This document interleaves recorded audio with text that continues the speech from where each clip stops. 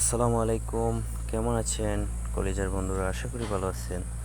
তো এই যে মেশিনটি দেখতেছেন, এই মেশিনটির ইঞ্জিন দুর্বল, লোড লয় না। তো প্রায় ৮,০০০ টাকা মাল আনছি, সবগুলো মাল লাগাবো এখন। তো অবশ্যই সাথে থাকবেন, ভিডিওটি শুরু থেকে শেষ পর্যন্ত দেখবেন অবশ্যই।